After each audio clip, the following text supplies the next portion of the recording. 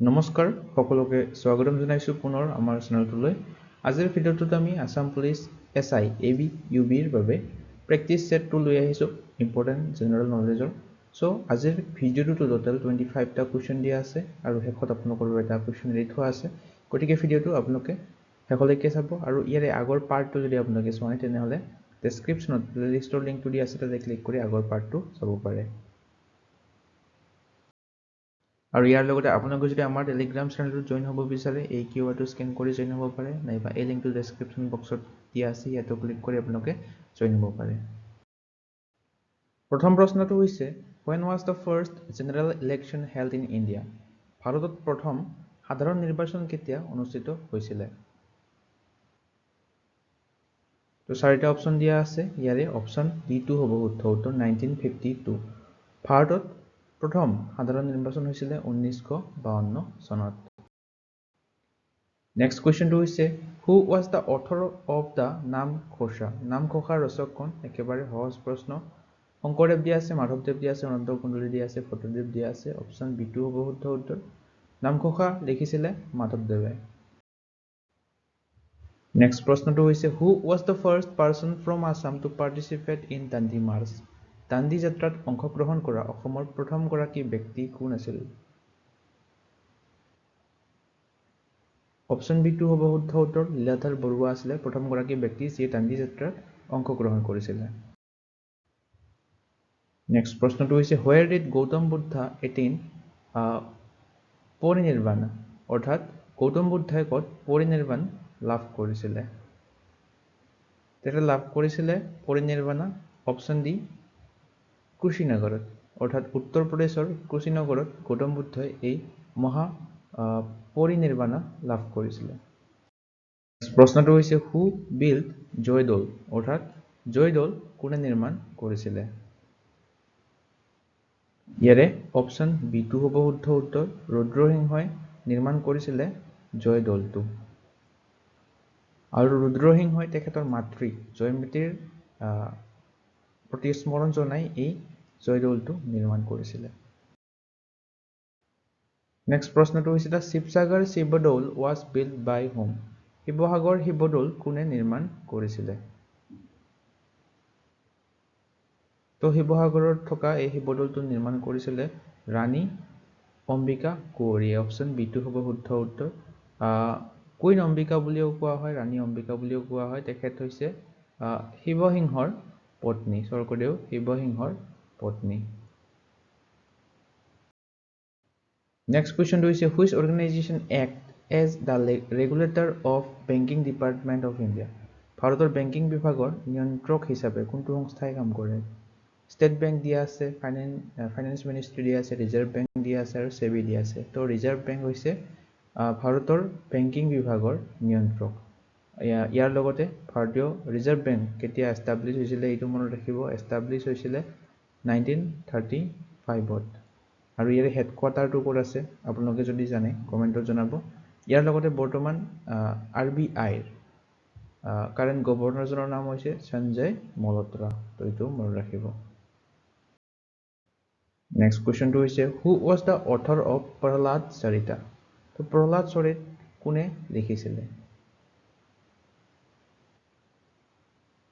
Option B2 হ'ব শুদ্ধ উত্তৰ হেম সৰস্বতীয়ে লিখিছিল এই প্ৰহ্লাদ চৰিতখন নেক্সট প্ৰশ্নটো হৈছে what was the first Indian full length film প্ৰথম ভাৰতীয় পূৰ্ণ দৈৰ্ঘ্যৰ চলচ্চিত্ৰ কোনখন আছিল আলমাৰা পুণ্ডলিক ৰাজা হৰিশ্চন্দ্ৰ নে জয়মতী তো পূৰ্ণ দৈৰ্ঘ্যৰ প্ৰথমখন চলচ্চিত্ৰ আছিল ৰাজা হৰিশ্চন্দ্ৰখন এইখন কেতিয়া ৰিলিজ হৈছিল এইটো মনত ৰাখিব 1913 চনত ৰিলিজ হৈছিল এই ৰাজা হৰিশ্চন্দ্ৰ চলচ্চিত্ৰখন আৰু এইখন কোনে পৰিচালনা কৰিছিল দাদা সাহেব ফালকে এইখন পৰিচালনা কৰিছিল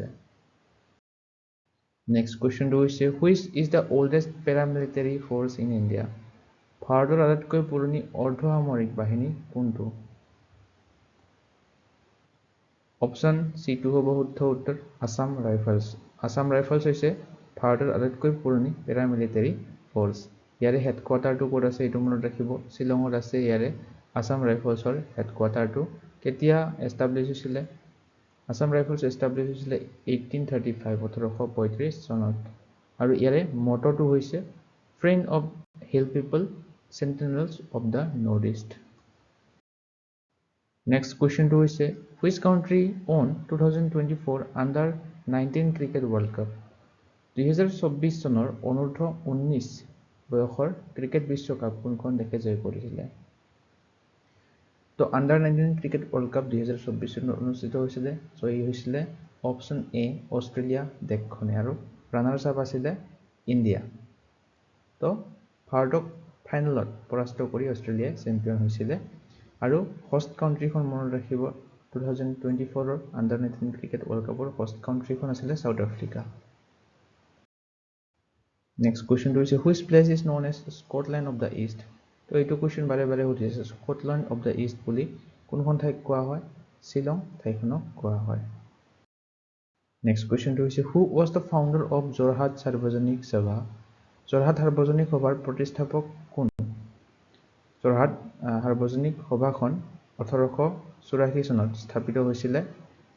ইয়াৰে প্ৰতিষ্ঠাপকজনৰ নাম হৈছে জগন্নাথ বৰুৱা। অপশ্যন বি2 হ'ব শুদ্ধ উত্তৰ।